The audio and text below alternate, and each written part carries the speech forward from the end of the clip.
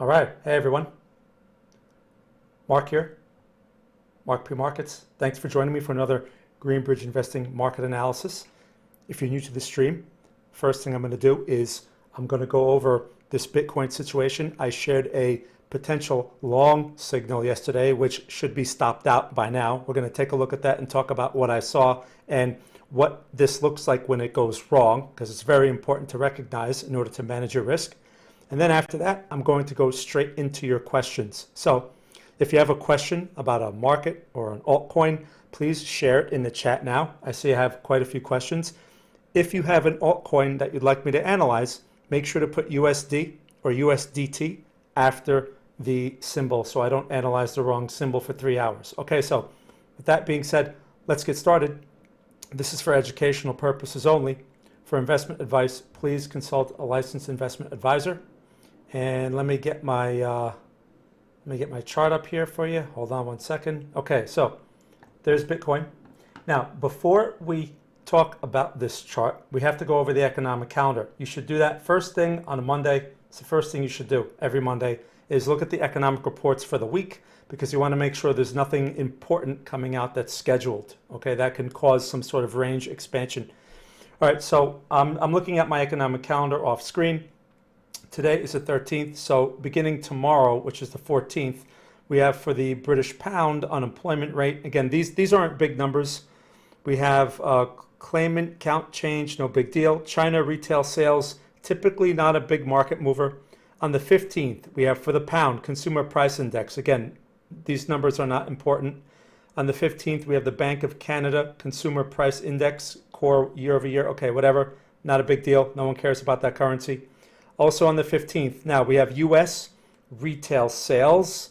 That could be somewhat, significant, but it depends if there's any major surprises. Usually this number is not a big market mover. It usually comes out around 10 a.m. or 10:30 a.m. Eastern time, sometimes earlier, maybe 8:30. You have to check the calendar, but it's usually not a major market mover.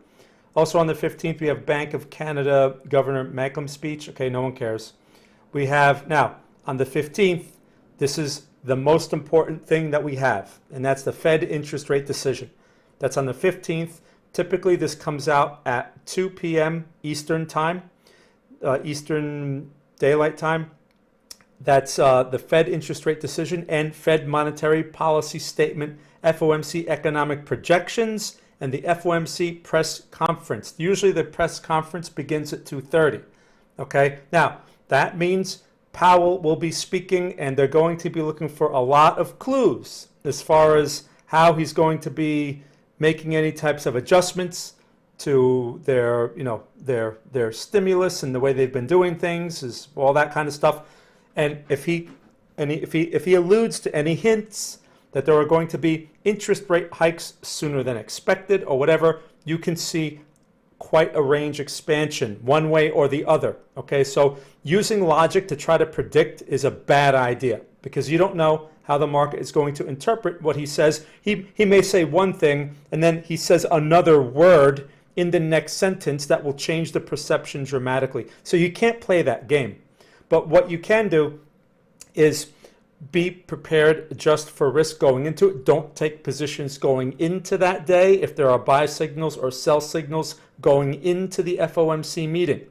Okay, the best way to play that game anyway is to wait till the information comes out. Don't try to figure it out. Just look for the price momentum, and that's really more of a game for day traders. Okay, which we're not going to talk about. So anyway, but that's the most important meeting or scheduled economic event this week. And like I said, if Powell alludes to any special clues, he could set the tone for the market for the next quarter. Okay, I mean, the market's been having a hard time to begin with. Perhaps they've been pricing in something that they know, because you know how inside information travels around, especially in this administration. So, all right, so also on the 15th, New Zealand GDP, that usually comes out in the evening. Okay, no one cares about New Zealand GDP. Australia, Governor Lowe speech, not a major mover unless maybe you're in an Aussie cross or Aussie pair, but I wouldn't worry too much about that. On the 15th, also European Council meeting. Now, so that's not an important number, but there's a few coming up here for Europe. On the 15th, Australia employment change. Okay, no one cares. Germany market manufacturing PMI. Switzerland SMB monetary policy assessment. Now, Swiss National Bank has their interest rate decision. That's on the 16th.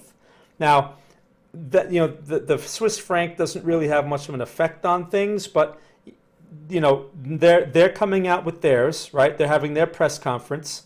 And then the pound, I saw, the Bank of England is having their monetary policy summary, which is also on the 16th. And MPC vote rate cut, interest rate decision, asset purchase facility. So there's a bunch of that coming out. That's usually like around 3 or 4 a.m. Eastern time. And then on the 16th also is followed by the ECB monetary policy decision statement. So there's a lot of interest rate decisions this week. Also on the 16th, Bank of Japan, monetary policy statement.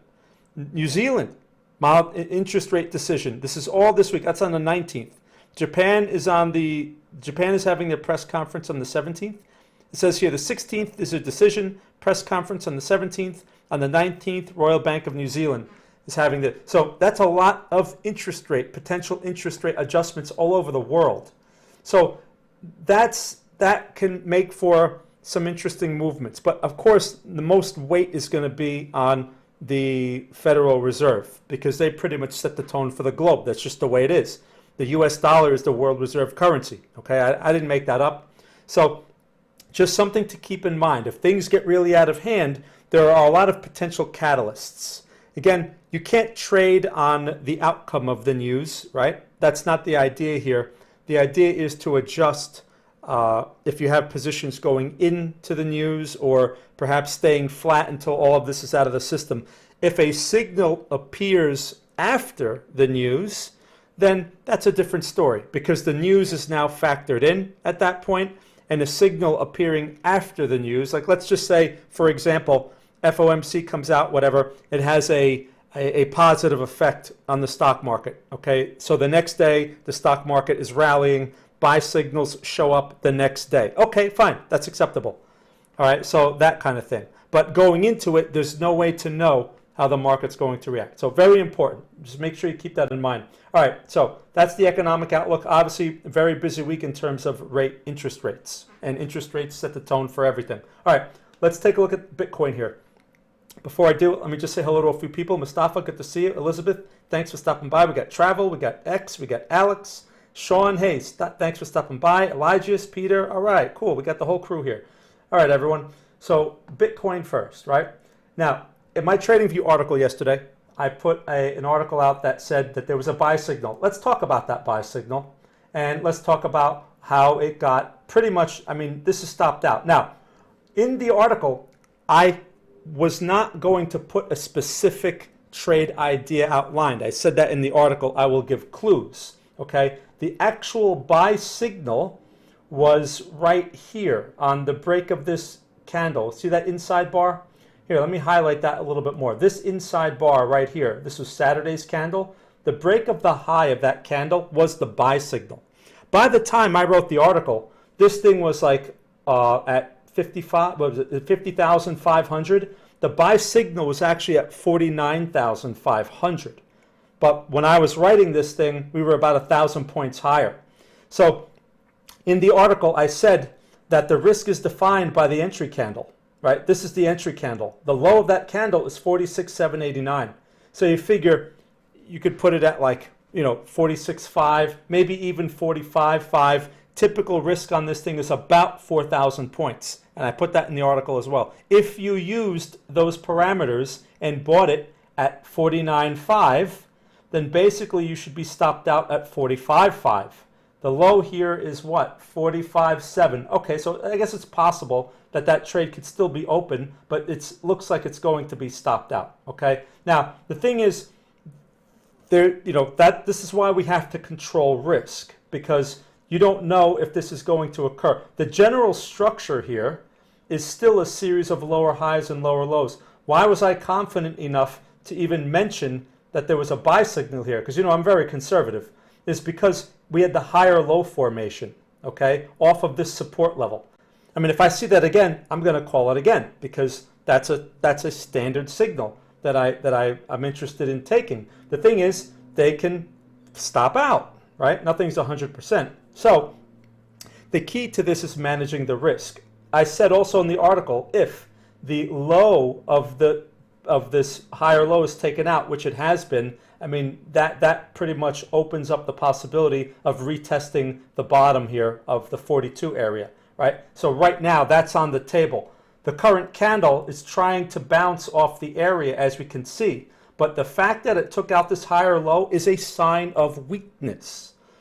Now, it doesn't mean it will follow through, because this is generally, this entire area is a support area. That's why long signals that show up here after the bottom has been established. Okay, I waited for some stability, all that stuff lined up, and it still failed. So that's not positive momentum. Positive momentum does not look like this. Positive momentum looks like this. Okay, that's what positive momentum looks like, not this. So this right here, you know, if anyone took that trade, this is basically saying that the trade is no longer in play. It should be stopped out. So you know, your typical risk, 3,500, 4,000 points or whatever, I mean, that's it. That's the risk you take in this type of thing.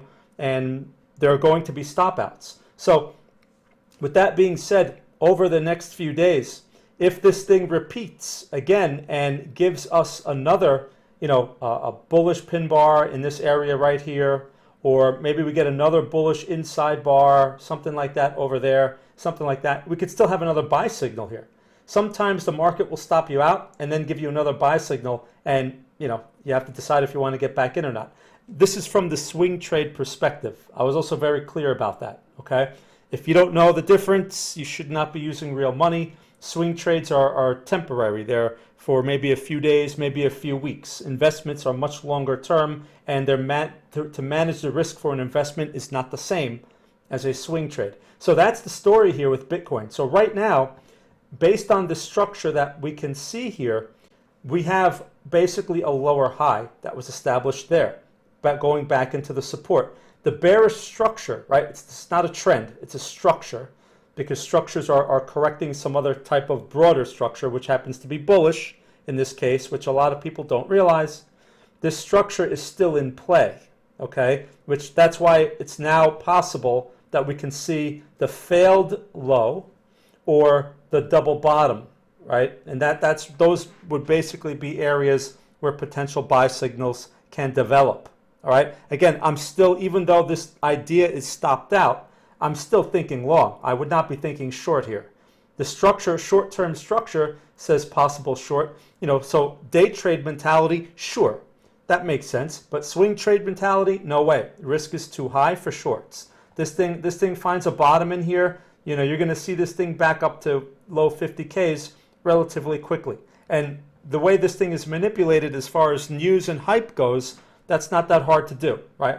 Someone like Elon Musk, all he has to do is come out and say something like, yes, I love Bitcoin again. And this thing is, you know, up 10,000 points. So that's the kind of risk you take when you short this thing on this time frame.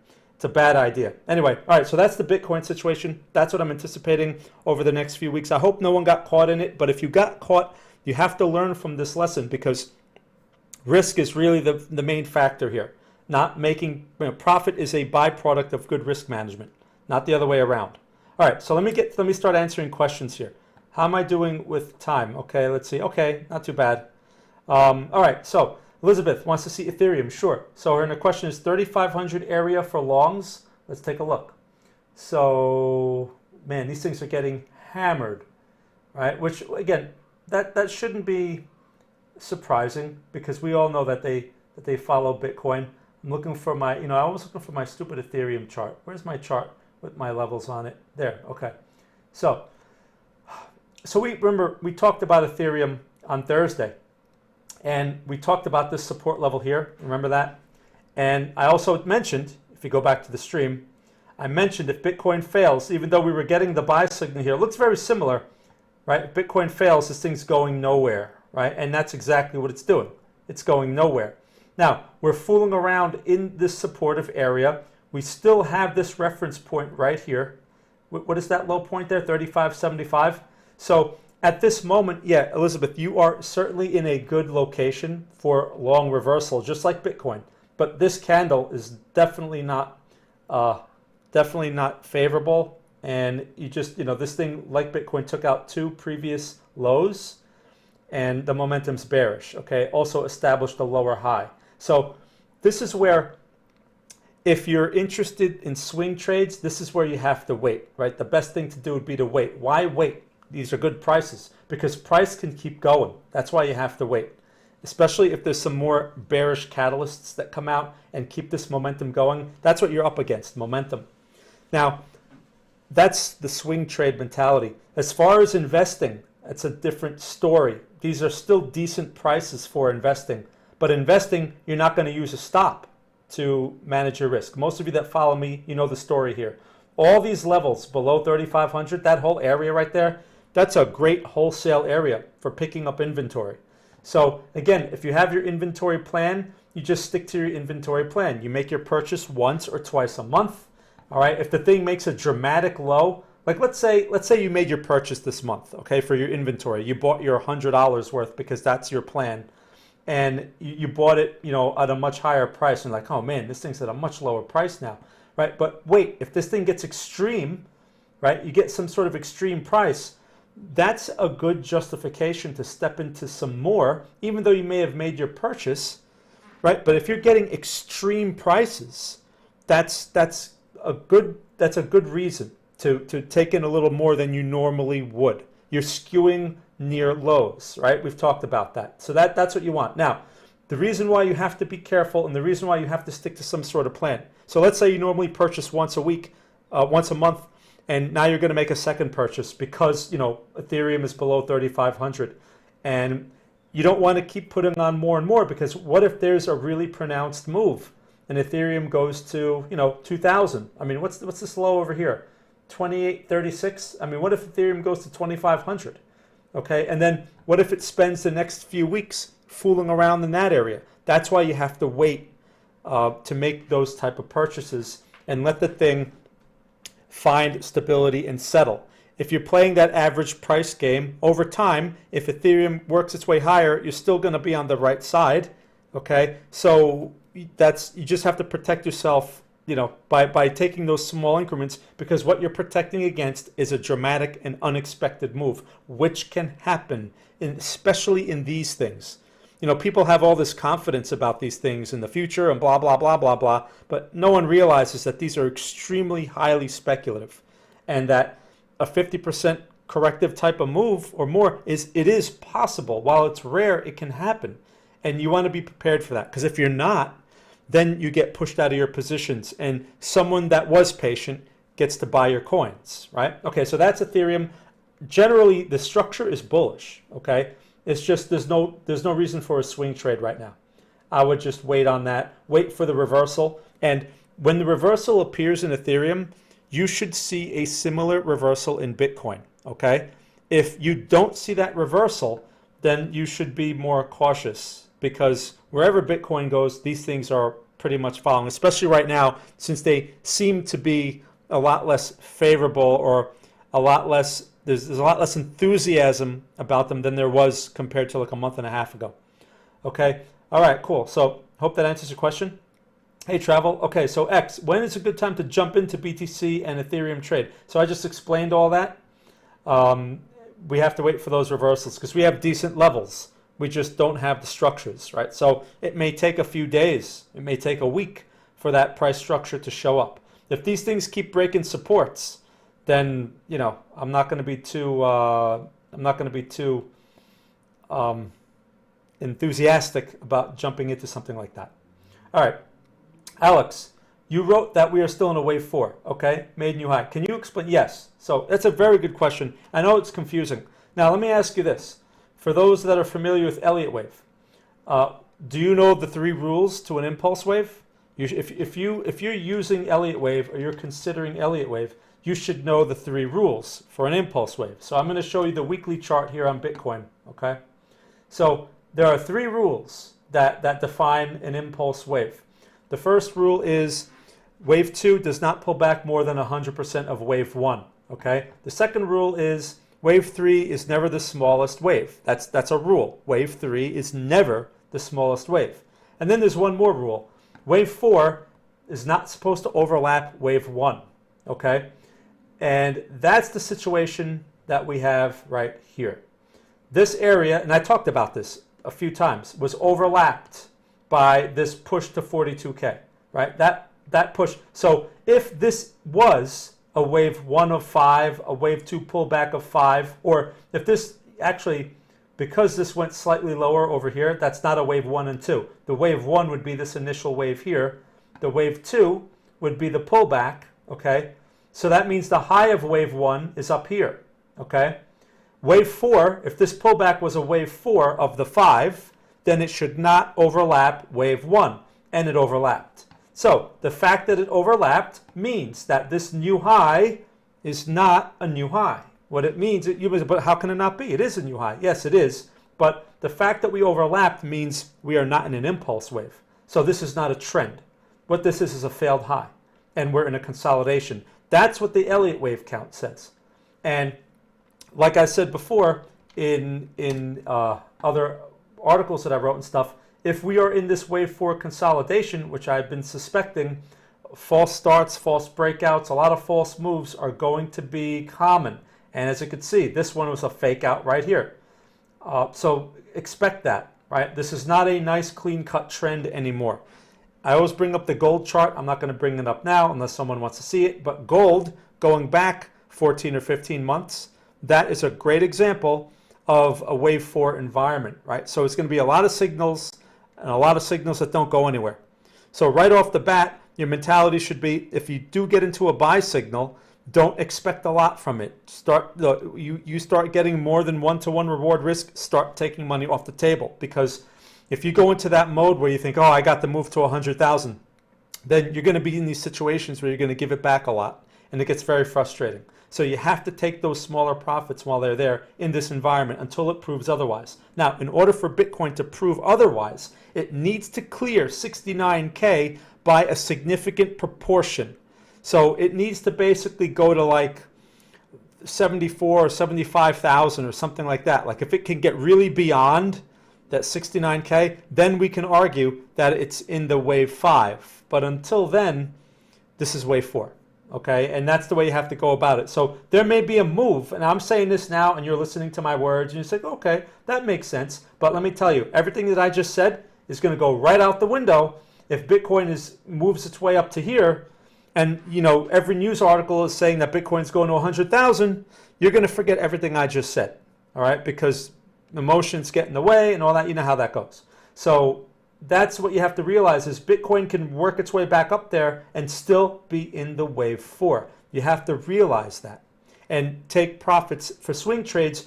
It really pays to be more conservative in this type of environment until we have a clear trend or broader impulse wave proven by the wave count, the wave rules. Okay, so you should be familiar with those rules.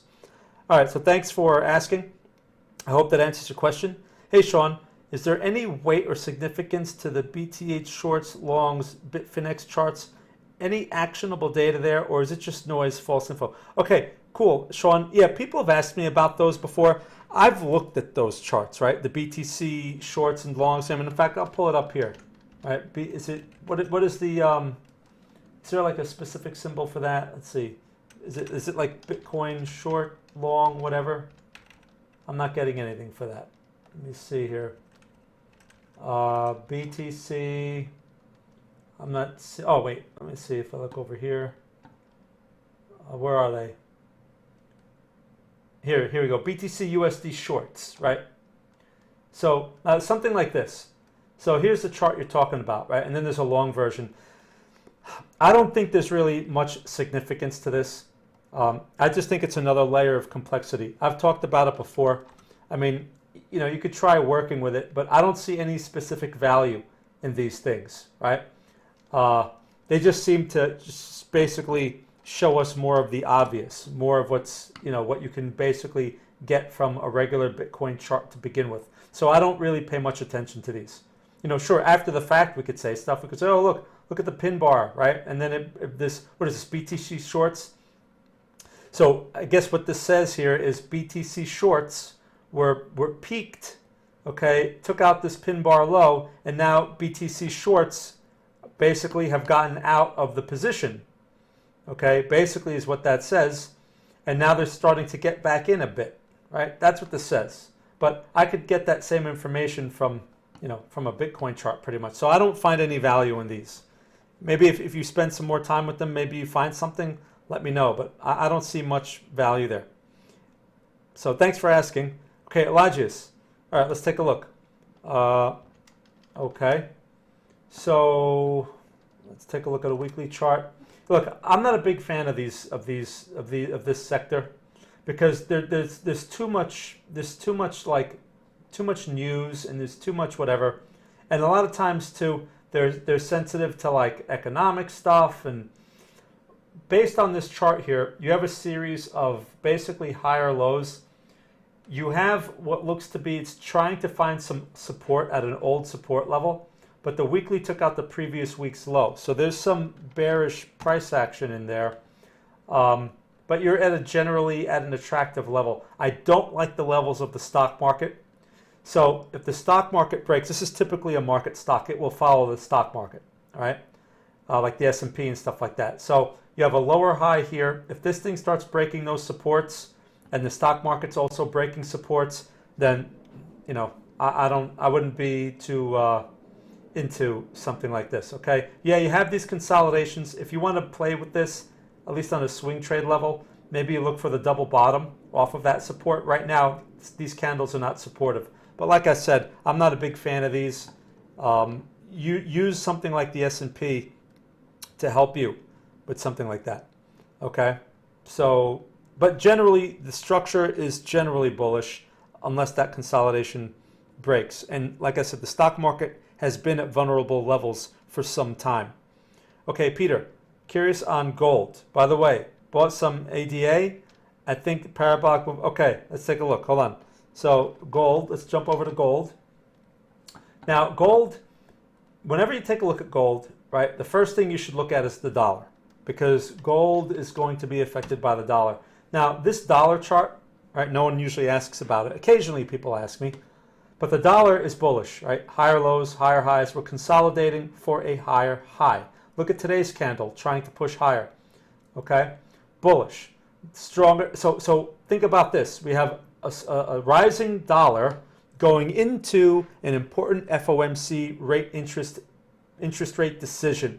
What does the smart money know? Because who trades the dollar, right? Little retail traders don't move the dollar around. So if they're pricing in a more hawkish outlook or a more hawkish, you know, more hawkish talk or whatever, then that may explain why the dollar is trying to push higher. If the dollar continues higher, right, because we do have a higher low, theoretically, the dollar should go for a higher high. That's bearish for gold.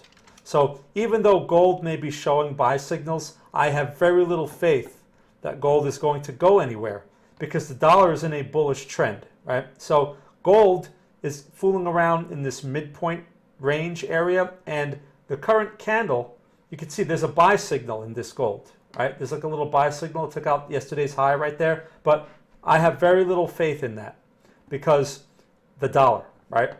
So if you're going to do anything with gold, these are probably not the prices for it. I mean, let's look at the resistance levels for gold. You have resistance area right in here, right? Let me put a line on there, right around here, right? You have a resistance area there. You have a resistance area up in here. So if gold can get to one of those areas or inside of this range somewhere, that's probably a good place to sell gold or to take some profits on gold. Shorting gold is probably not a good idea. Although if you're quick about it, you can make some money. But you know, gold could be complicated and tends to be very manipulated and can have wild and irrational moves like this one back here, right? But this area here would certainly not be a good place for buying gold. It would be for distributing or locking in profits if you have some, okay? But that's, you know, again, I don't expect a lot from gold until the dollar changes its tune. So if you want to do anything with gold, at least give it a chance to offer better prices. These are your better prices on gold. 1761 area, It's not too far from there. I mean, it's only 20 points away. What's gold at? It's about 20, 25, 26 points, 28 points away, whatever, from this area. So that's one support, right? And then you have this range low over here. Those are your attractive areas for gold. So you can even draw yourself like a little zone. This is zone right here is a good place to be considering longs for gold while you're on your way into an area that would be better to be selling gold until gold breaks out, right? And a specific catalyst could come out, something that would drive gold crazy. But as long as the dollar continues in that bullish trend, I think gold is limited. So that's why I'm not too enthusiastic about buy signals that just show up at levels that are not particularly attractive. Does that make sense? Okay, so you mentioned Cardano. Let's just take a look at that chart real quick. All right, what's the story with Cardano? You bought some. I think parabolic move is behind. Oh, so maybe you're joking. I don't know. It's following Bitcoin, obviously. You are going back into the support area, but there's actually a sell signal. There's a clear sell signal here. It took out yesterday's candle low of 131. So theoretically, this should make a lower low. And if that's the case, you're breaking this support here, right? So if anything, you're probably going to be getting better prices soon because you're going into a much more significant support. I never had much faith in this one because the level of hype was just too ridiculous for me, and that's what really turned me off on this one. Anyway, but thank you for mentioning. Hope that works out. Okay, okay, no problem, cool. Let's see, Mr. Plow, good to see you. All right, I'm just catching up on this chat here. Will, hey, good to see you, Will. Will from Australia. Man, you have to give it to these Australians and people from India and these countries that are it's like 3 or 4 a.m. Thanks for stopping by. I mean, it's you have to be a trooper to listen to me at that time of day. Alex from Romania.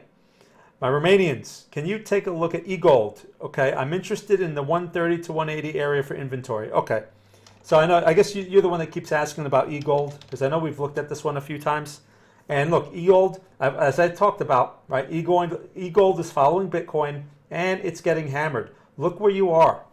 So if you haven't bought inventory, you said you're interested in the 130 to 180 area. This thing's at 229, okay? You have a series of lower highs right here. So theoretically, especially with this candle, this current candle closing, we close like that. This thing is likely to break this current support, which is what is this low here? 224. And you're interested in starting from 180. All right, so let's just put 180 on the chart here. Let's just draw that in. Where is that?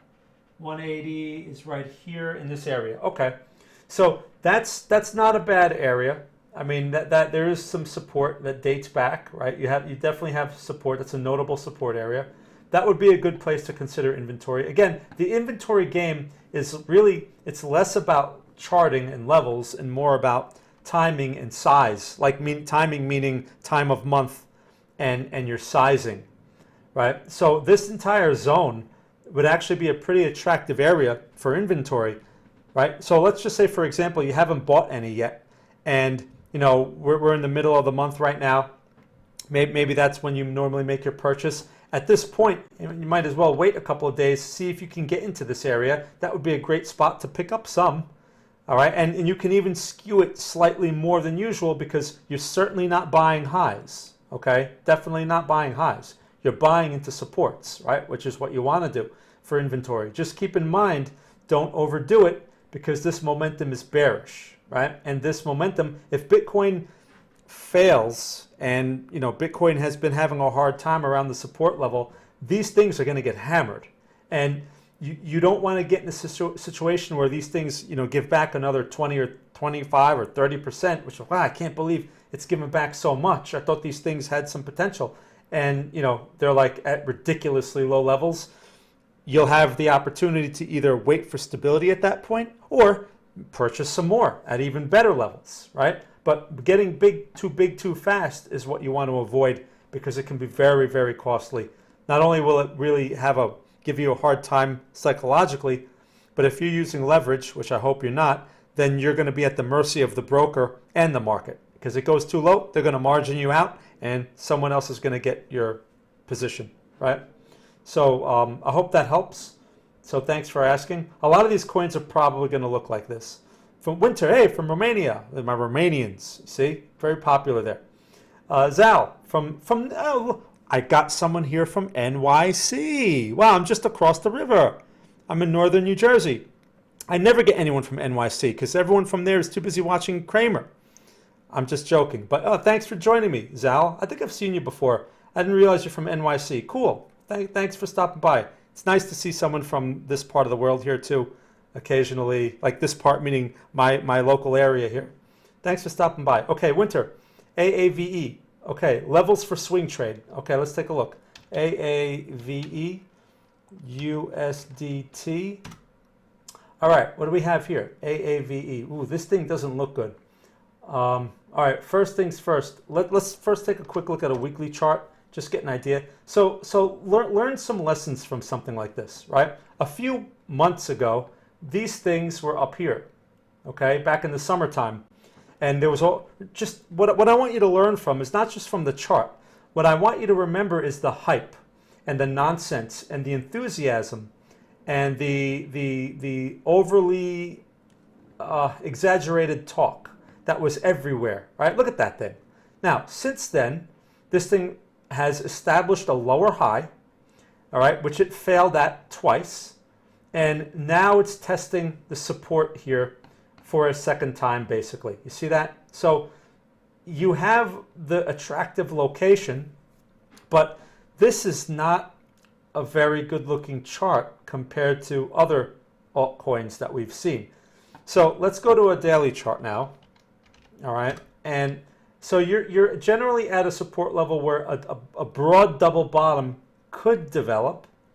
But the thing is, recent price action, which is similar to Bitcoin, okay, lower highs, lower lows. This is all bearish activity here, right? So right now, the structure favors the break of this support. So I would not do anything. As far as a swing trade goes, there's nothing to do here but watch. I wouldn't be shorting it because, you know, there's no reason to short into lows. For one, that's usually a bad idea, unless it's a day trade. But you said swing trade. So swing trade, I would wait for stability at this point. And that stability should also appear in Bitcoin because, again, all of these are still following the leader, right? And especially now that a lot of the hype is out of them and a lot of people realize that all it was hype. So here's the thing. There's a couple of ways you can go about this. For one, you could, the aggressive trade would be wait for a inside bar, bullish inside bar, or bullish pin bar off of this support. That would be an aggressive trade. Why is that aggressive? Because you're buying into a structure that's not favorable just yet, even though you're getting reversal patterns. It's aggressive because look back here, right? You had the pin bar, all that stuff into, and that was at a pretty good level, right? Look at that. That wasn't too far off of that. You could have called that a failed low, and it still failed. So that's why it's aggressive. The structure never changed here. It could have changed. It was possible. Usually when a structure changes, a lot of times it could originate from something like this, but it doesn't guarantee that it will, right? So going back to where we are now, if you want to be conservative, then you respect the structure and wait for it to change. That change would be resistances getting taken out. You have these two resistance levels right here. So if you want to be conservative, wait for one of those to be broken first, right? You can wait for the low one to be broken. After it's broken, then you wait for your next high or low. That process can take a week, right? So you have to sit there and just be patient with it. But at least you can avoid, if this thing is going to stay in this bearish structure, you're less likely to get caught in that. Like for example, if you bought too early, if you bought into this thinking, yeah, right, I got the bottom, and then it broke those supports, right? Which again, you would have had to have taken that stop. That's why you have to respect stops, because you don't want to get stuck in this type of situation. And at this moment, I mean, theoretically, this thing should keep going until it proves otherwise.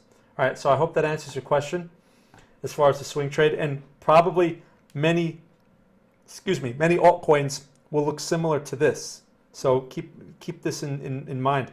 Okay, Zal, a mini bear market would be very healthy for all of the alts.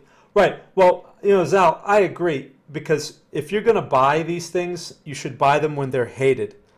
You should buy them when they're unpopular, when the herd realizes they're not going to make millions of dollars like they were promised a month and a half ago. These same people that got sucked into that are going to be forced out of those positions, and that's the way the market works. So when they're hated, right, that's when the opportunity, if there is any opportunity, that's when it's not obvious. That's when it's not advertised. You will not see any billboards telling you to buy these things when they're pushing lows. Those billboards always come out when they're at their absolute highs. Okay, month and a half ago, there were Bitcoin billboards around my area, which I thought that's a sign. I mentioned it a number of times. Okay, contrarian sign, and look where we are now. So anyway, yeah, I agree with that. Contrarian. Okay. Schwartz, of course, my international man of mystery from Romania. He's like my first Romanian. Okay, what do you think? Keep all my inventory or sell it and buy lower? What do you think about Ethereum? Okay, so I talked about Ethereum. I mean, I don't know where you're long from with that inventory, but the idea for inventory, again, inventory is long term. So really, you shouldn't be if you're going to unload inventory, it should be at advantageous prices. It should be at good prices where the retail trader comes in and takes it off your hands. That's why I always push people, like, listen, when you're at highs, take something off the table. Even sell inventory, take something, distribute your risk. I always tell people, go back, watch my videos. Well, Schwartz, you watch every single video that I do. But so at these prices, you don't want to be banging out inventory. You want to be buying more, okay? But the thing is, if you got too big at high prices, like I always warn people, don't skew large up here. That's what the amateur does, because they think that they're getting into some kind of inventory. They think they're getting into some kind of opportunity. They think Bitcoin's going to 100,000 because everyone tells them it's going to 100,000, okay? And we're not at 100,000 yet. So these prices, you want to be thinking, oh, these are great wholesale prices to buy more. Right? So when it comes to good prices, you don't want to get out of inventory at good prices. It's just you don't want to be too big. If you're too big and you're uncomfortable, then perhaps you should lighten up. Okay? And yeah, you maybe have to take a loss on some of it, but that's better than getting caught in something. And if Bitcoin just unexpectedly goes to 35,000 or 30,000 and no one saw that coming, there's going to be a lot of people in very uncomfortable positions. Right? So if that's you don't want to be in that situation. So it doesn't hurt to lighten up, just reduce some risk if you're too big from higher prices. But in theory, it's not a good idea to unload inventory at wholesale prices or at lows like where we are now. So I hope that answers your question. Okay. And as price goes lower, again, if you're timing it like you're once a month or twice a month or whatever it is that you're doing, then if Bitcoin does go into an unexpected price, that becomes an opportunity for you, okay? When it comes to inventory, you're never going to get the bottom. You're looking for an average price, and an average price could be over a range of, in the case of Bitcoin, it could be over a range of 10 or 15,000 points, right? Where between the bottom and top of where you're getting into, okay, you may be buying in a range of 15,000 points, which will give you an average price of 7,500. Does that make sense? Basically, it's the midpoint, right? That's your average price. So you have to think of it in those terms. So thanks for asking. It's a good question. Okay, Adrian. Hey, thanks for stopping by. Hey, Kavi, how are you? What would it take for ETH longer-term chart to become bearish? All right, that's an interesting question. Well, so let's go back to Ethereum again. I mean, Bitcoin and Ethereum are pretty much the same story. Now, what would it take for the longer-term chart to become bearish? Well, let's go to a weekly chart, okay? Here's Ethereum on the weekly time frame. So for this to become bearish, look at that failed high up here. You need to start taking out supports, okay? And your main support right now is this one, right here. All right, what is that? What's that low here? That's around, that's the 25, basically 2600 area, 2700 area. That's an important support level. And if it's cleared, that would basically let us know that this thing is at least showing us bearish momentum. To get a bearish chart though, like a bearish trend, you need to break this support, right? It has a long way to go to do something like that. And that support would be 2,000. If it takes out 2,000, the 2,000 level, then more than likely it's in a bearish trend. But even then, you can still argue that, you know, it's just correcting the broader bullish trend. But the thing is, bullish trends should not take out support levels, especially major ones like that. So I would argue at that point that this thing could be in a bearish trend at that point. But I wouldn't be going crazy shorting it, that's for sure, because especially a coin like Ethereum, in this area right in here, these are going to be very attractive levels for longs, especially for inventory, okay, in that area. So while the chart may become bearish, I don't know how much potential this thing would be, you know, for any type of bearish idea. The only bearish ideas that I would ever consider for something like Ethereum or Bitcoin would be day trades only, because, you know, you're in it for a couple of points, you know, 50 points, 100 points, and then you're out. You're not exposed to that huge magnitude of risk, especially since the whole world, you know, only thinks of these things as longs. If you want to short these things, Kai brought up an interesting index the other day. It was called, I can't remember, it was called like something, it was a bad, I don't want to use bad language on my stream, but that was the actual, here, this is it, right? This thing. Can you read that? I don't like to use bad language. I like to keep my streams classier. But this is an actual index, okay, on FTX, as you can see, and you can actually, it's like UVXY, where it's an inverse. So if you buy that thing, basically it's like shorting the entire altcoin space. Okay, does that make sense? All right. Anyway. Thank you again, Kai, for mentioning that. I never would have known about that one. All right, so I am holding BT in these. Okay, is it a good strategy to trade ETH BTC with the objective to add? I don't know what you mean by that. I mean, that sounds confusing. Now, you said you're holding Bitcoin and Ethereum, so you're holding inventory, right? So again, there's nothing, you're going to take pain. Inventory is all about taking pain, but the pain should not be too uncomfortable. And that's a function of size. That's why I always tell people, don't get too big too fast. If you had $10,000, that was your idea, that was how much you were going to invest, you split that up into 10 $1,000 batches or 20 $500 batches, and that's it. You start each month, you start putting those to work so that when these things get really hammered, if you happen to get caught in a significant pullback, it won't be very painful, and you're still going to have money on the side that's not even in the market. And you can say, oh, you know what? The market's so beat up, I think I'll wait, I think I'll wait a little bit until I see some stability before I put the rest of it to work. And you'll have that option instead of being at the mercy of the market.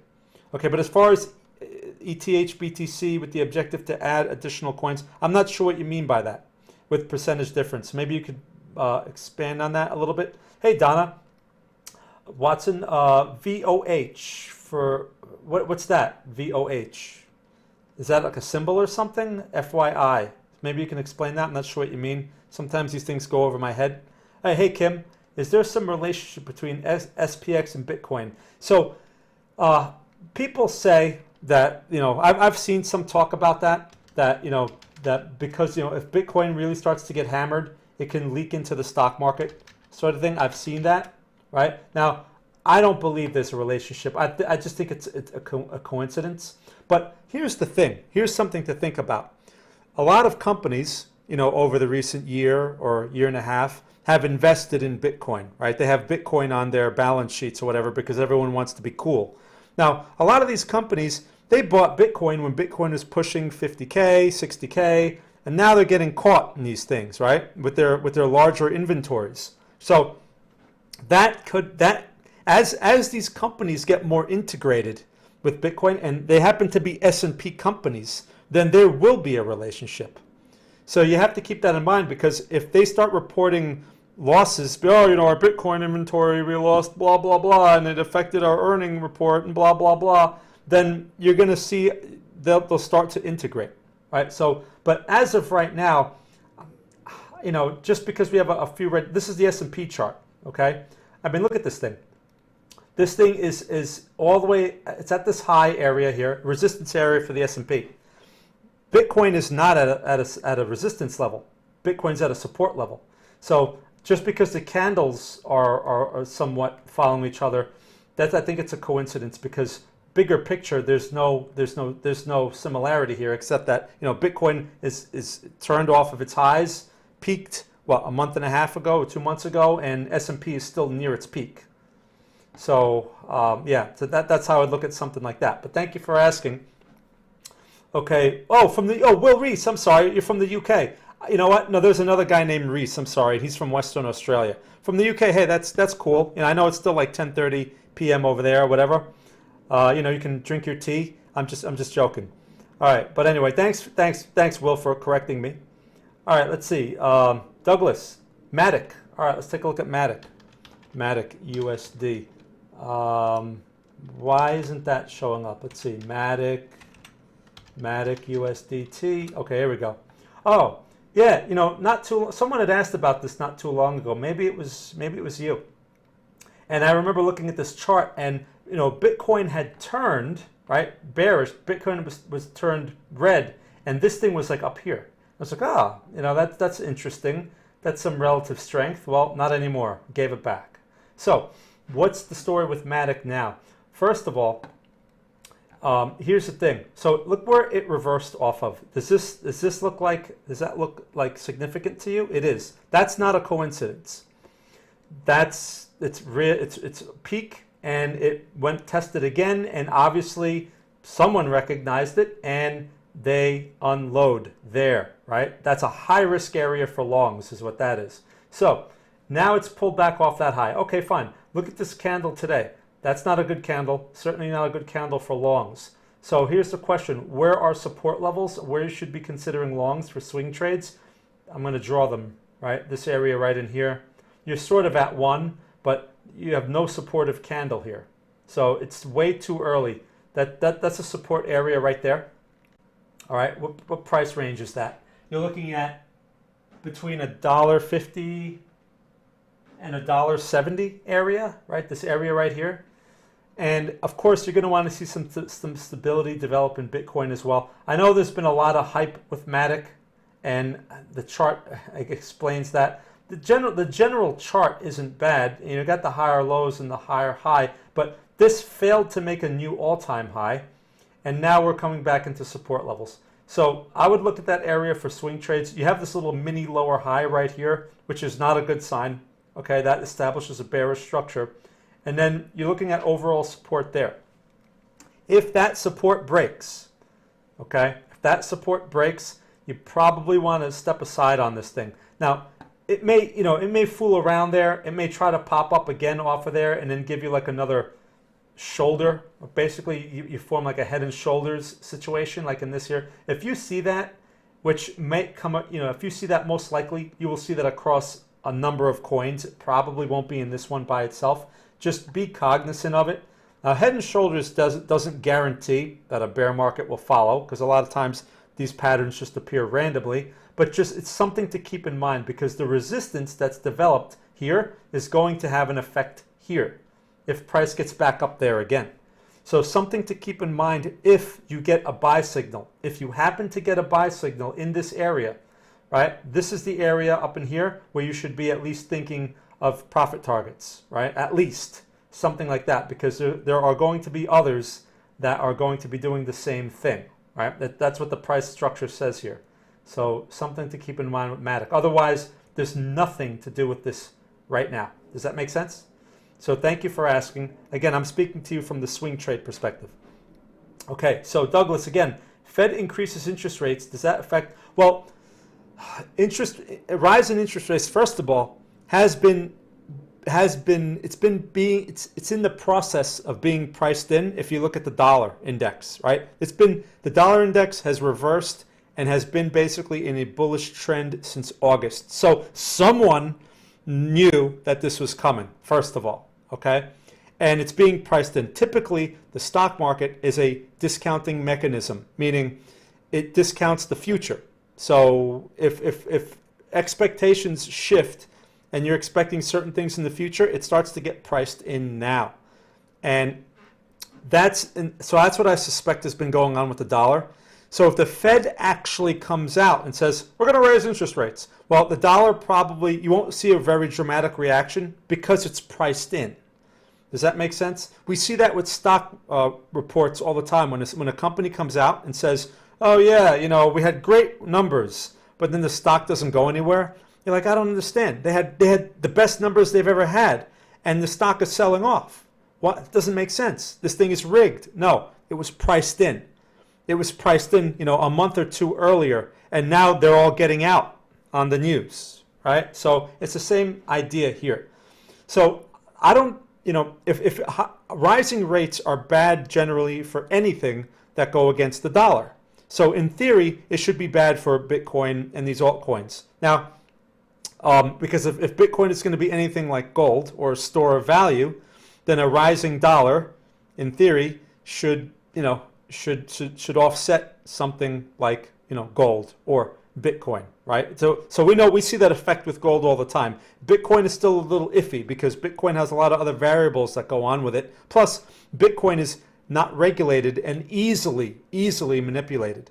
Right? People just come out and they say things, and Bitcoin will move 10,000 points, right? So just a few things to keep in mind. So right now, I don't know how much of an effect it will have on these altcoins and Bitcoin, a rising rate environment. I don't know. But as far as stocks, yes, it's a negative for stocks and anything else that go against the dollar. Okay, because with stocks, what happens? Companies borrow a lot of money. Now that cost of money is going to be higher, and it's going to eat into their profit margins. So especially companies that borrow lots of money, they're going to come out and they're going to be like, well, we made some money, but we made less money because of these rising rates. And as the rates continue to rise, we're probably going to make less money the next quarter. And the stock market's not going to want to hear that. Investors are not going to want to hear that. And you're going to see a more bearish stock market, something we have not seen in many years, because all we get to see here is stimulus and money printing. That's all that's been going on. We have not seen a rising rate environment probably since 2016. Okay, I mean, I don't remember when rates were rising, and I've been in this game a long time. All right, but back then I wasn't paying attention to interest rates as closely as I am now. Anyway, so thank you for asking. But interest rates are definitely an important factor. By the way, if you want to know more about interest rates, you should always look at this chart. Okay, this is the, oh, hold on, wrong button. This right here is the 10-year note futures, okay, ZN1. And this gives you a good clue as far as where interest rates are going. All right, and I talk about this all the time. And it's usually a good idea to look at this on a weekly chart, not on a daily chart, because this thing is very slow. Now, this is a weekly chart. There's an inverse relationship. So as prices go lower, bond prices go lower, interest rates rise, right? Now, as you can see here, bond prices are not going lower, all right? Now, again, who trades bonds? Very smart money. You have banks, institutions, hedge funds, governments, people with inside information, and people who make inside information. So this level has been holding on the bonds, which is interesting. Why is that level holding? I don't know. But this thing, if a rising rate environment is coming, this thing should be breaking that support. So just something to keep in mind, right? Keep an eye on this thing. If this thing does not break the support, then it changes the story. And then we're possibly looking at, rates not changing or rates going lower if this thing reverses and breaks out. But at this moment, there's nothing that says that. This can go either way. And it's still, we have a lower high here. Theoretically, it should break that low. It's just not breaking. So I don't know. Maybe they're waiting for the FOMC this week. I don't know. But keep an eye on that, because that's going to pretty much lay out, what's likely to follow in that area. Daily chart, you can argue there's a high or low, but it doesn't really mean much with the bonds. All right. Anyway, so thanks for asking about interest rates and all that. Hey, Jose. Good to see you. ¿Cómo estás? Schwartz. I'm at 15K loss on my inventory. So that's why I asked about, had buys that were, okay, and then huge, okay, and no stop because I forgot about the buy orders. Oh, so maybe, sounds like you got maybe too big too fast. Schwartz, I don't know. But thing is, like I said, if you're unloading inventory now, you're getting out near lows. Now, sure, it can go lower, but again, think of it. It's like you own a supermarket, right? And you have a bunch of produce that's no good. You're gonna have to take a loss on it, but you don't want to throw it all out because some of it's still good, right? So you want to try to get as much money back as you can. I don't know if that's a good example. Okay, forget my supermarket example. All right, but you understand what I'm trying to say. Maybe lighten up your load a bit just to reduce the loss if these things go further, because you are. It sounds to me like you're at the mercy of the market, sort of, right? Here's Bitcoin. And Bitcoin right now, while you are at good levels, price action is certainly not being cooperative. So it's possible that this thing could go to 42K or lower. It's possible. So if you say, wow, if it goes there, I'll be minus 20K or more, right? Then it might be a good idea to lighten up a bit to reduce your exposure, but be prepared to buy that back, when you do get to those lower prices, because again, you want to be buying inventory at lows, not selling inventory at lows, right? Because right now you're basically you're behaving like the retail trader. They bang out at lows and they buy at highs. When it comes to inventory, you have to do the opposite, and you have to take advantage. That's what smart money typically does, or institutions, because for one, they have the capital and the resources to do it. They have better information, and they that's their typical game, right? They say, oh, but we're doing the market a favor because we're letting people out of their positions. Right. Anyway, all right, so I hope that answers your question. Kim, oh, that's it, Kim, right. That's another one. Okay, the one that Kim, I'm not going to say the word again. I like to, even though that's an actual symbol, I'm not going to, I'm not going to say it, right? Trying to keep this classy here. All right, cool. So, right, so that was to short the altcoins, right? Okay, thanks for clarifying that, Kim. Sven, hey Sven, could you please take a look at ICP? Yeah, okay, I guess that's the coin. I mean, I think I've heard of that one before, right? Yeah, this thing. Yeah, I remember this. I remember when this one was all the hype when it first came out. This thing practically went straight to zero. Look at that. So this is not a good looking chart at all. All right, let's go to the weekly chart. Look at this, right? Look at this. This is, talk about hype. Talk about people getting caught in nonsense. Look at this. Man, how high was this ridiculous thing? I can't, maybe that's a bad tick. I can't even fit the thing on my chart. Okay, that must be a bad tick or something. All right, well, with that being said, there's no positive structure here. You have lower highs, you're on the low. So what do you do with something like this? Well, hopefully you're not stuck in this, first of all. If you're interested in this thing because it is at more attractive prices, then I think the practical thing to do is to wait for stability. You have none. Right here, nothing. You have an inside bar to go short, is what that is.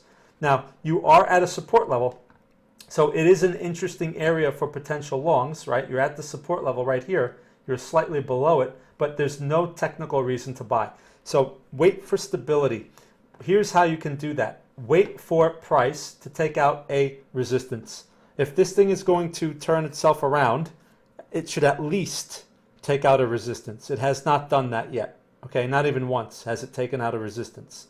So yeah, I would wait for something like that. If you want to be more aggressive and you don't want to wait for all of that, then perhaps you wait for at least a double bottom to develop, which you don't have. And when I say double bottom, I'm talking about this area. I'm not referring to this bottom back here, because you're in a bearish structure. So this, I'm not going to really give this much weight. I'm not going to give that bottom much weight. So let a new double bottom develop, okay? Meaning in this area here, let a double bottom develop. That would be a more aggressive entry if you're interested in something like this, even for inventory, because this thing is not ideal for inventory at all, looking like that. inventory, you consider top tier coins like Bitcoin, Ethereum, even something like Litecoin, right? Those are top tier coins, not this. This might as well be SHIB. In fact, I think SHIB is doing better than this, and SHIB provides no value whatsoever. Look, that's SHIB, right? On the weekly chart, how many people do you think are caught in this? And that's a better looking chart than ICP. At least it's got the higher low and possible broad higher low developing, even though there's no buying going on here. Okay, people are stuck in this thing. People are stuck in this thing. And SHIB is a meme coin. It's a garbage coin that's completely a worthless coin, and it looks better than ICP. All right, so just to let you know. So I hope that helps. I hope that gives you some perspective. Sylvie, no one care about currency of Canada. Well, I'm exaggerating. I may upset some people when I say that, but when I say that, like no one cares, it just means that those currencies, like the Canadian and some of these other currencies, their economic news, the news doesn't really move markets, right? Like any type of US dollar news or like any kind of FOMC, Federal Reserve, can move the whole world, moves global markets. Canada doesn't do that. All right, it's not my fault, but anyway. So I know. I hope you're not. I'm not making you mad. Sometimes I say those things. Anyway, I have Bitcoin and Ethereum. Depending on I can buy, sell, and make simple moves. So I increase my inventory. I mean, yeah. If you can increase your inventory, again, I'm still confused as to what you mean. I have Bitcoin and I have Ethereum. Okay. Oh, so you're trying to speculate on the difference between the two? It sounds like some sort of arbitrage thing. I don't know. If it's too complicated, I wouldn't do it.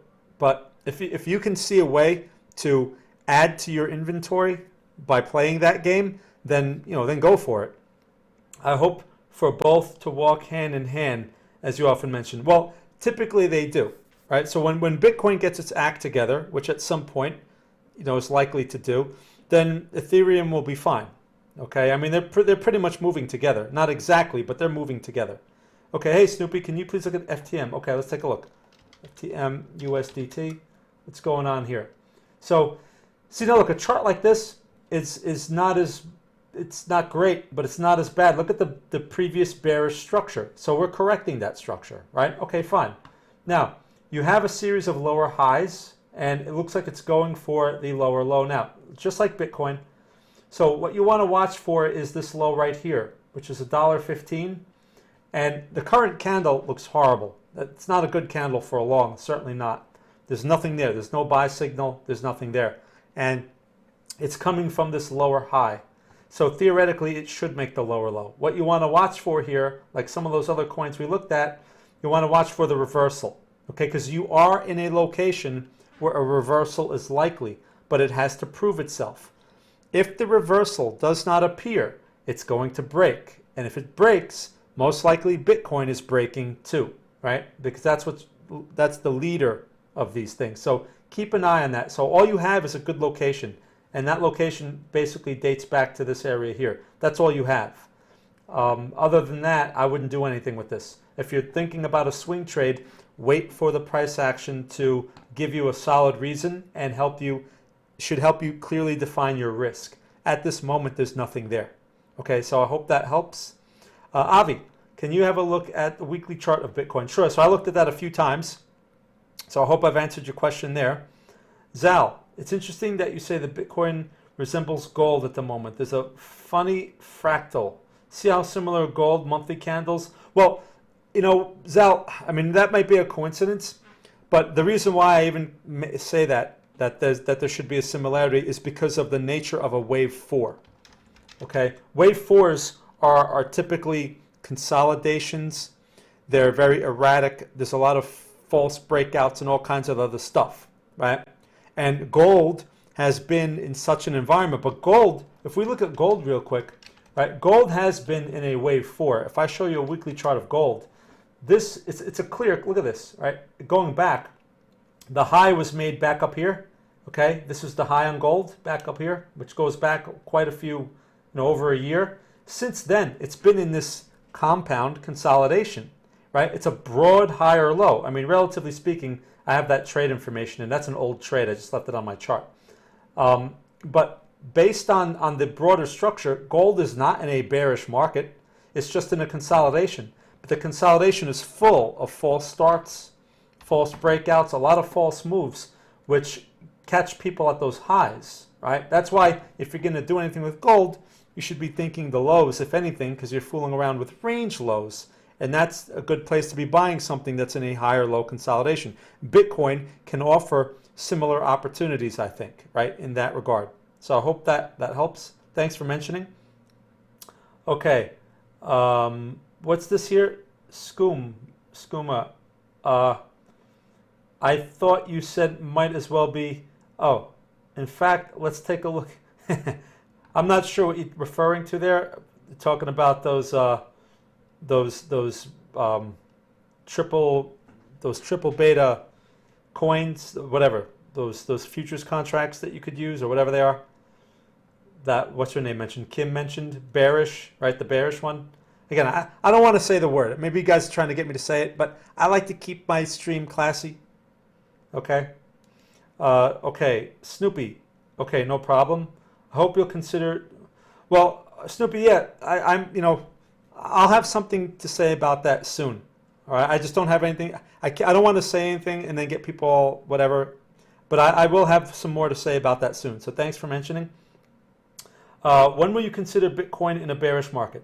Breaking what support? All right, so let's go back to Bitcoin again real quick. And so a bearish market means we need to break some pretty important supports, just like Ethereum, right? Let's just go to a weekly chart. So it's very similar, right? That Ethereum chart looks very similar to this. Bitcoin will have to, first of all, a bearish market, it's going to have to take out a lot of supports. This, for one, this support here, what is that? The 38, basically the 20, what is it? 28K? 28K support. That's going to be a pretty big one. Now, it's going to have to seriously clear that.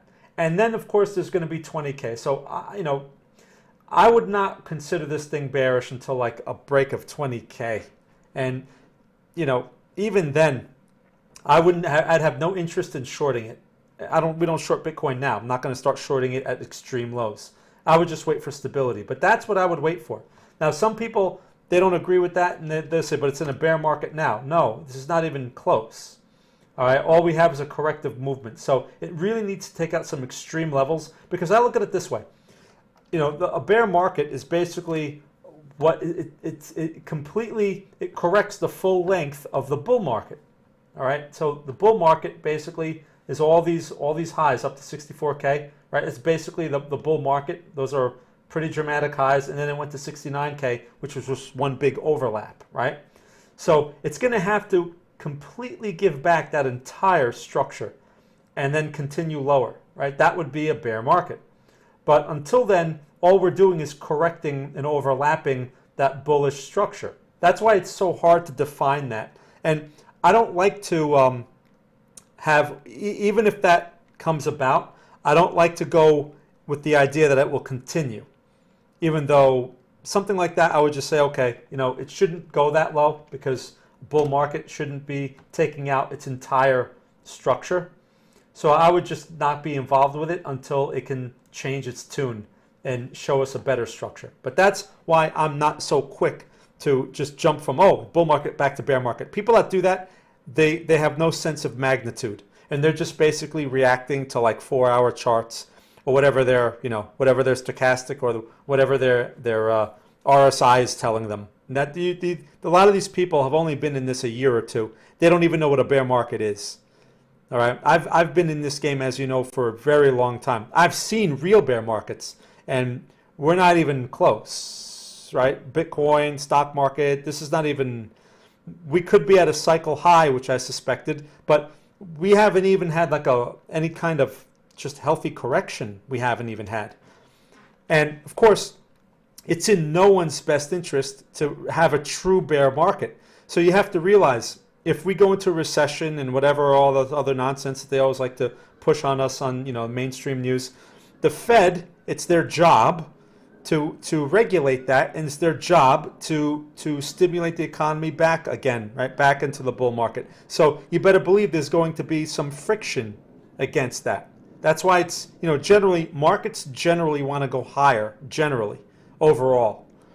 So just something to keep in mind, right? We could see bearish movements, but it's a good idea to keep your expectations limited, especially when extreme lows are reached.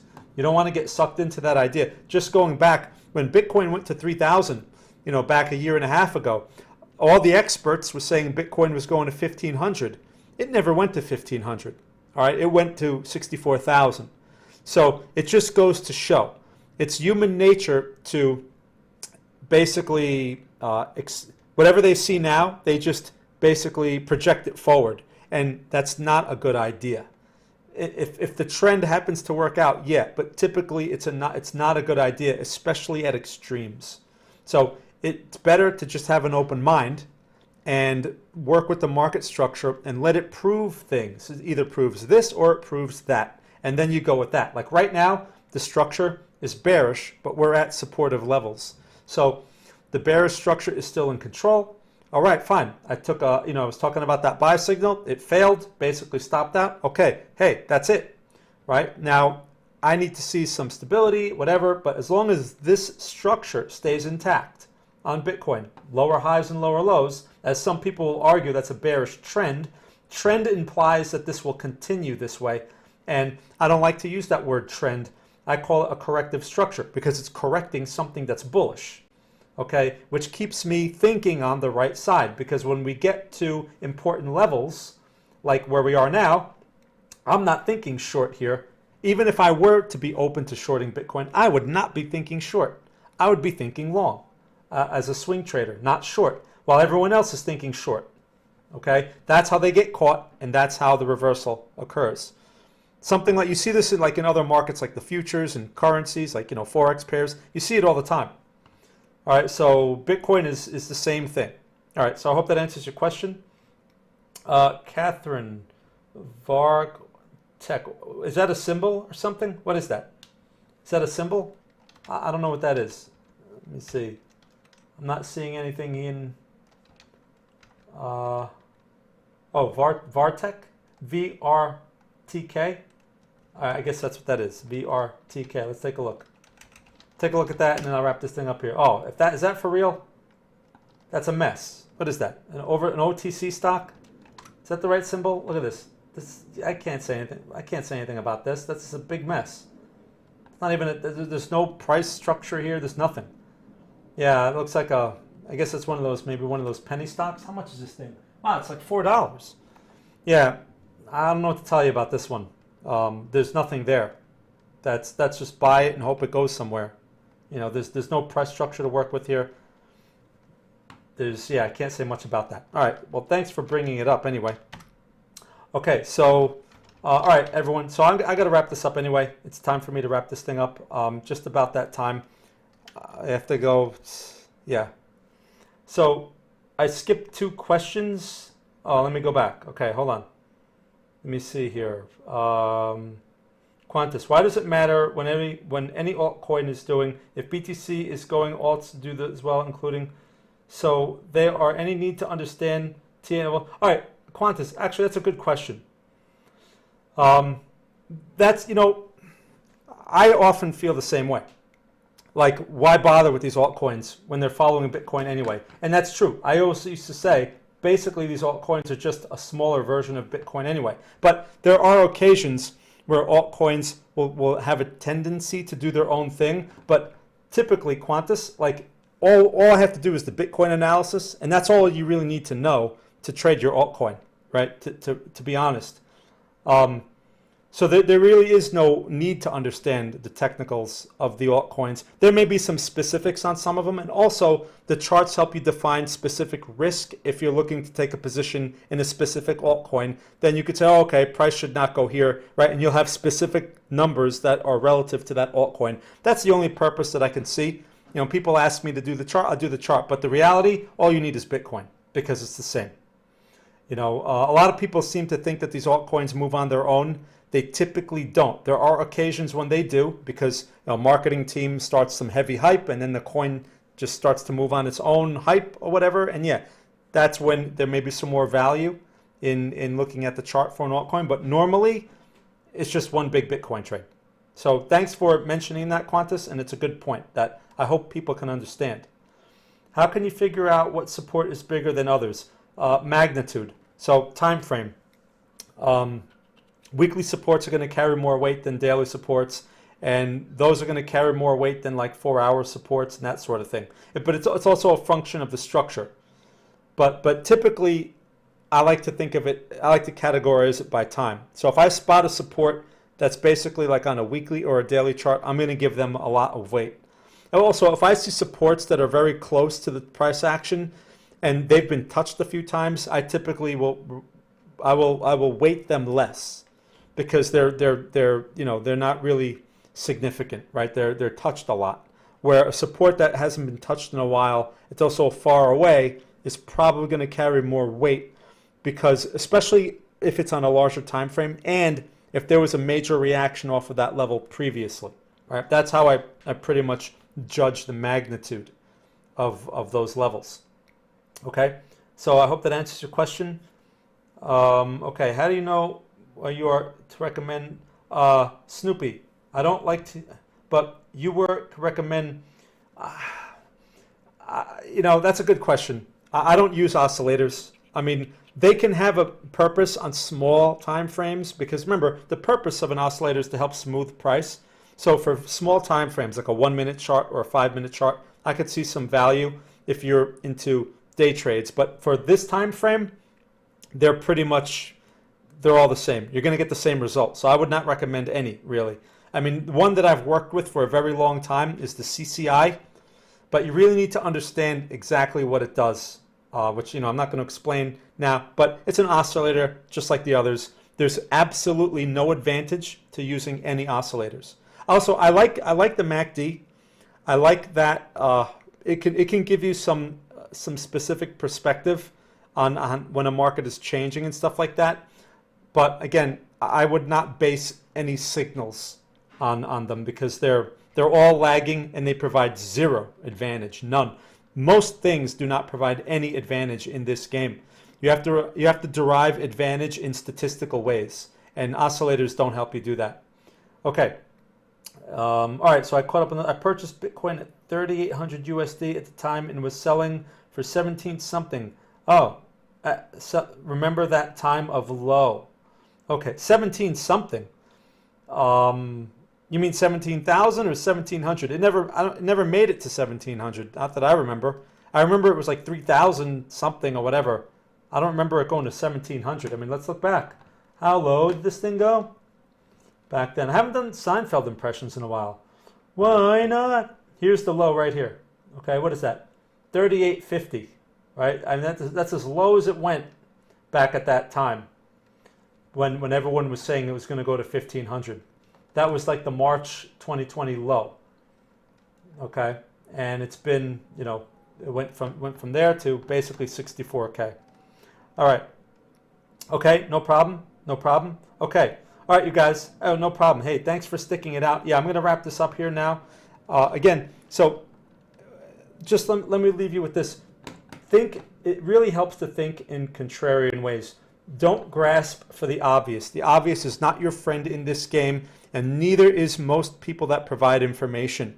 Okay, if it's free and it's coming from someone that's trying to push, what do they call those? Affiliate links or some other kind of stuff. I mean, that's why it's free, right? They're trying. There's usually some kind of agenda behind it. So something to keep in mind. As retail traders, we have no advantage. So if you don't have a specific statistical advantage, then it really helps to stick to strategies that we can gather some advantage by market forces, right? Meaning like markets do trend, that's a fact. So we know that markets trend, then we can do something with that, but on the larger time frame. The smaller time frames are too competitive. And if you don't have a statistical advantage, you cannot win on a smaller time frame. You will only lose, right? And there's a lot of reasons for that besides the cost, and a lot of other reasons. You cannot compete with the people that dominate that part of the game, right? So that's why I tell people, especially if you're new, do not trade small time frames. It's a lot less competitive. and a lot easier to work on the larger time frames because we can capture natural market forces that are at work, right? And basically align our idea with things that are occurring naturally. Of course, larger time frames mean generally more risk. So you have to adjust for that. That's why you can't put on huge positions for a swing trade and be like, all right, yeah, I just leveraged half my account here and I'm going to make, $500,000 if this thing goes the right way. But if it goes the wrong way, you're going to lose 250,000. You can't play that game, right? That's why the larger the time frame, the smaller the positions. It's better, it's wiser to take because like anything else, we're managing risk and markets are highly random. So just because we get a signal that lines up doesn't guarantee it's going to produce, just like this one here. There's a buy signal there, and I would take it again if I saw it again, just like that. It's a buy signal. It failed. That's the market. It happens. But the key is taking the risk and managing the risk. It failed, you get out, you take the loss, and that's that, right? And you wait for the next buy signal if it occurs in this area. All right, so I'm going to leave you with that. If you have any other questions, you can find me over at Greenbridge. Also, people ask me about, training and stuff. I have the ebook right now. If you're interested in what type of stuff that I do and how I do it, it's all explained in the ebook, right? You can see that there's a link in the descriptive portion. That's all I'll say about it. Other than that, everyone, thank you for spending some time with me here today. I hope you got something out of this and you gained some perspective. Enjoy the rest of your day or the rest of your evening, wherever you are in the world, and thank you for watching.